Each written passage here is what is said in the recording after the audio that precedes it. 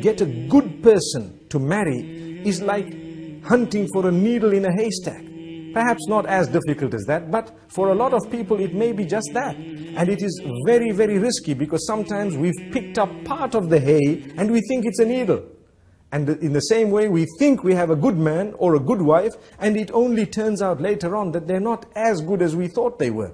So it's important for us, once we've made the decision, each one of us should be, the main aim in our lives should be to please our Maker, to please our Creator. We need to be constantly conscious of that. If that is the case, we will be able to lead a happy life. If my main aim is to please my Creator, my religion teaches me to be the best person, to be the best husband, to be the best wife, to be good in character, good in conduct, to get up early in the morning, to read late at night, to make sure that I've prayed, to make sure that I have fulfilled my duties unto Him, as well as my duties unto the rest of my family members. All that is part and parcel of my religion and fulfilling what the Almighty has instructed me to fulfill. And for this reason, when you look at someone who has character, conduct, they speak well, they know how to come across, when they want to say something, they choose the best way of coming across, you will lead a much happier life than marrying someone who's very abrupt, no character, no conduct, no religion, and so on.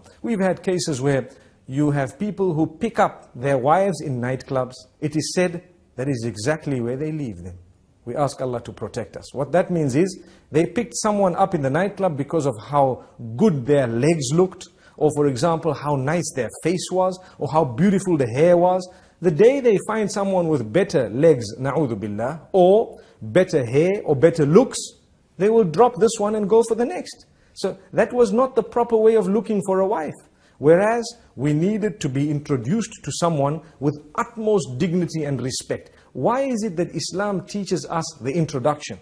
So that we can protect the female from being blackmailed, from the gullibility that she might be falling into, and from being abused and used.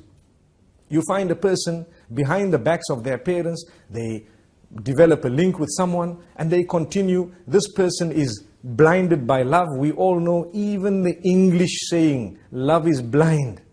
The English have said it. Love is blind. Islam says the same thing. The hadith, the Prophet ﷺ says, love can not only blind you, but it can make you deaf and dumb at the same time. Which means you will not understand anything, because it's love. So they will come to you with their gifts, with their beautiful words. They only show you what they want to show you. And in the process, what happens?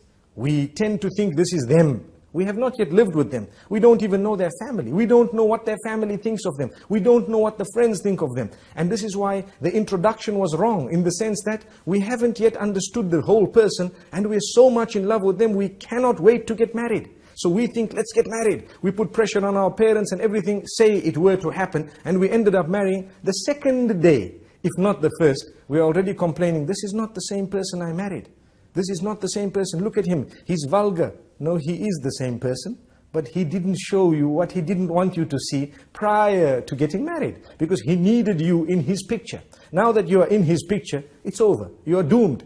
May Allah protect us. Nobody is doomed. We always have another chance. But let's not repeat the mistakes. And let's not continue in that way. For this reason, we are taught the introduction should happen with respect.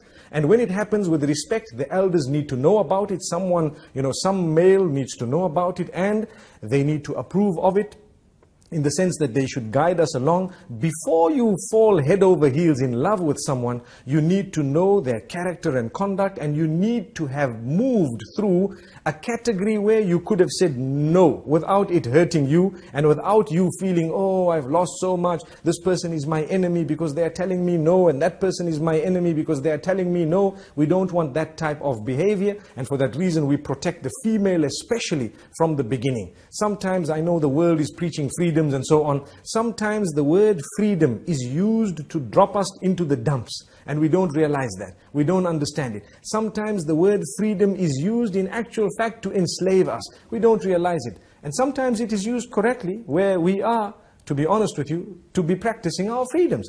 So we need to know what decision we make for the type of person we marry. Once you marry the right person, ask yourself, in fact prior to marriage, is this person fit to be the mother of my children? Is this person fit to be a father to the children I expect to have? Will they be a role model? If that is the case, the way they will speak to me will be with respect. They will consider me, they will dignify. Whatever I have to say will be held in high esteem. If they need to correct me, they will do it in all love. They will do it with such goodness and kindness. When they walk with me, they will not disgrace me in public. They will be people who will try to look at things how I look at things. And at the same time, as I said, when they need to correct me, they will correct me in a way that will be palatable and acceptable. It will be digested quite easily.